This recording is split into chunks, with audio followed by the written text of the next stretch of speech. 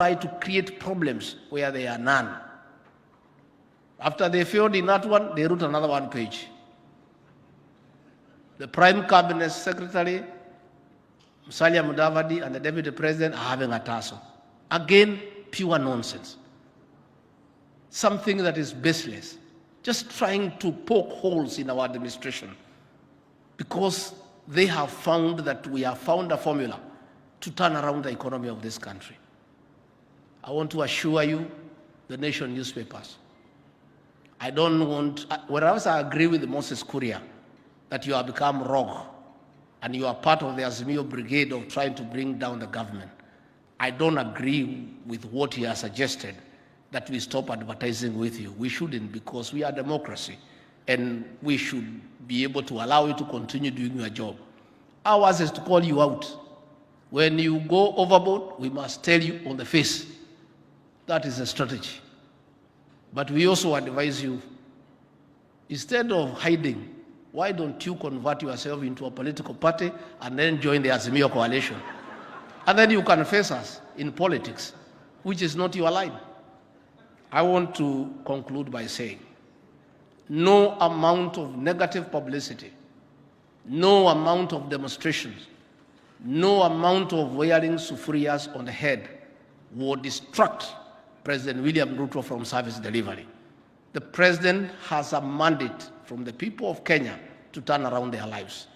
The President has a social contract of 5 years to improve the economy of this country, restore the dignity of the Kenyan people, put money into people's pockets, and uplift their standards of living. That is a commitment that he took the Bible at Kasarani on 13th of September and swore before God and before man to do so. You can continue shouting from the rooftop. You can continue writing screaming headlines. You can continue creating false narratives. And I must tell you, because it's important that I do, so that you don't confuse the people of Kenya. When we came into government, there was no sufficient foreign exchange to buy fuel, where we require about $500 million every month. And as a result, the Kenya shilling became very weak. And the dollar was going to 140, 141, 145, headed to 150 shillings per dollar. Had President William Ruto and his government not intervened through a government-to-government arrangement where we get fuel on a 6-month credit period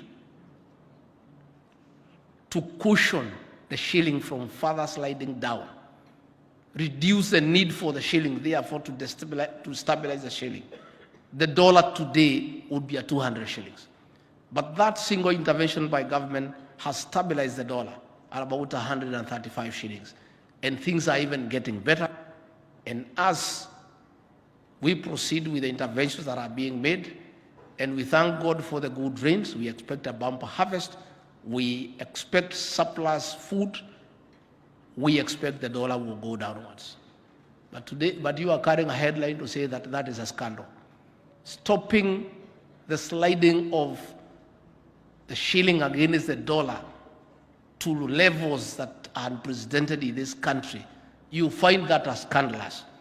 Because this press would have wished, together with Azimio, the dollar to go to 200 shillings so that you can criticize the president and the government.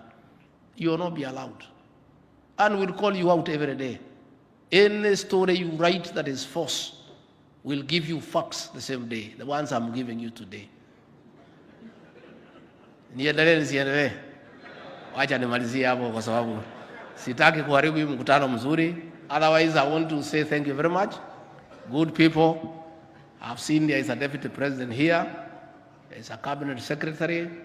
There are 3 governors. There are principal secretaries.